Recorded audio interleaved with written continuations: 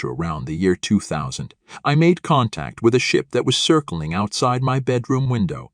Then the Greys came. I call one of them Palian, a play on words where I added a P in front of the word alien. She and several others visited me one evening and I received an implant under my left ear, which is a typical place for implants according to what I have read. I physically saw her once when she quickly ran past in a corner of the TV room. Another night, I was awakened by a couple with blonde, short-cut hair who looked like angels but later told me they were from the Andromeda galaxy.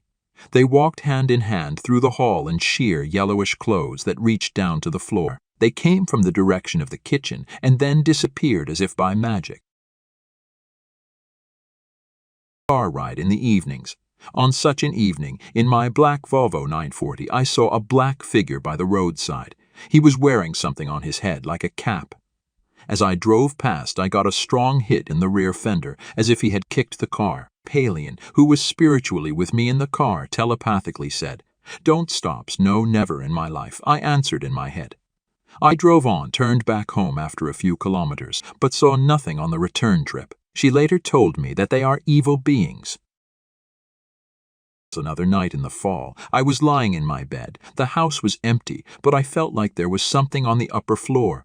Then I hear a telepathic voice say, "Hold my hand."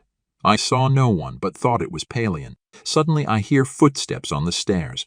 "Don't look," says the voice. I closed my eyes, terrified. There is a door with a glass pane in my door to the outer hall, and I hear the steps approach the front door, which then opens and closes. "Go out to the kitchen," says the voice. I cautiously went to the kitchen window, calmer now after the front door had closed, and saw a transparent creature, like heat shimmer over hot asphalt, walking towards my car. It looked like it was feeling the handle on the back door, and then continued down the driveway. The voice with me says, "Drink it up," so I pour a glass of water and drink it. A few days after this encounter, there was a strange cloud-like phenomenon lingering in my kitchen. It had a similar visual appearance as creature I had seen, so when I saw this I drank some water again. Yet another evening, as I sat on the kitchen sofa smoking a pipe, I hear a female voice from the hallway. It says, "Don't look." I look down and see a small sphere on the floor. It's transparent with light gray spots and sparkles like crystals inside. My cockatoo, sitting in front of me, stared at it. I look amazed at the bird and then wake up 10 hours later in my bed with no memory of what happened during that time. The last experience occurs a few years later. After I have moved to another house, I'm lying in my bed and hear a voice from the kitchen saying, "Someone wants to meet you." So I get up and sit at the kitchen table and wait. Then I see through the reflection in the kitchen window a creature in the bedroom doorway behind me.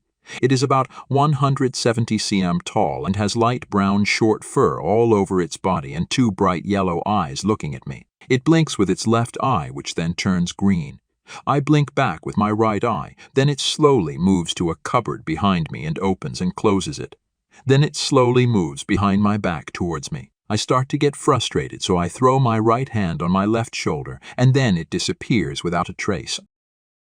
All these events took place between 2000 and 2003, and the one with the furry creature in 2005.